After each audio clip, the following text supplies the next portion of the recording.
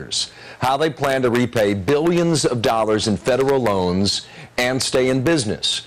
General Motors lost $20 billion last year, but all these car companies got a lot of money in December at the end of 2008. Michigan Congressman Thaddeus McCotter is my guest today. And, sir, good morning to you. It's nice to have you back in our program here. Wasn't there an idea in that stimulus plan to give Americans who wanted to buy a new car a tax break? What happened to that idea? There was. It was Senator Mikulski put in an amendment that allowed people to deduct the interest on their car loans.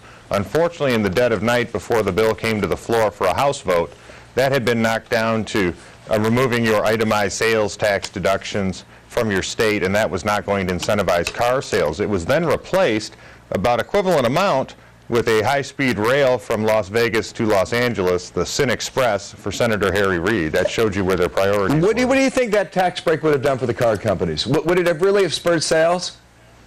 It would have incentivized demand. That was the key. One of the keys to the stimulus bill, quote unquote, was that it would not only help to keep people in their jobs, but would stimulate demand amongst consumers to do so.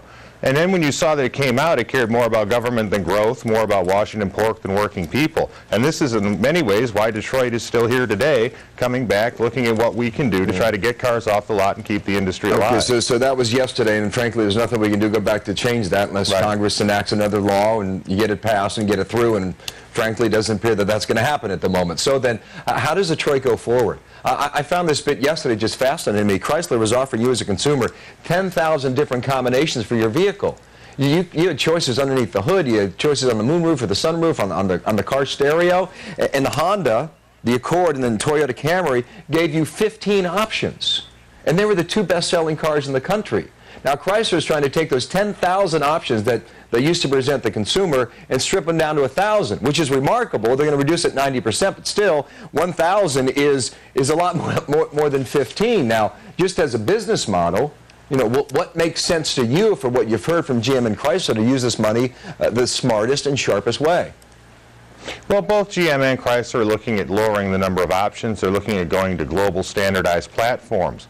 And one of the problems that we keep running into is, you remember, it was not very long ago that the president signed an executive order that would allow states like California to set their own emission standards. So while you're right to point out that the number of options helps to increase the cost of cars and has to be brought under control, can you imagine having to make cars for 50 states? Well, I think you raised a good point there, but apparently, you know, the reality is that you need money. And GM and Chrysler are going to be looking for more money. Apparently, in the billions. How much of it? The reality is that Washington and Wall Street, especially with the crash in the credit markets, has helped put the big three in front of Washington. And what you see, although Ford is not there yet, is an inability to sell cars largely based upon the inability to get credit. So we have to stabilize the economy so that all car companies, both domestic and transplants, can start moving product off the lot. They can then have a viable future. And as you'll see in the plans today, we in Detroit understand this. And when these reports come out, we are not going to be celebrating, because we understand that the restructuring we've been going through for years is going to intensify, and that more working families are going to be displaced. In a word, I know these are the people you represent in Washington, but has Detroit done enough for satisfaction for you?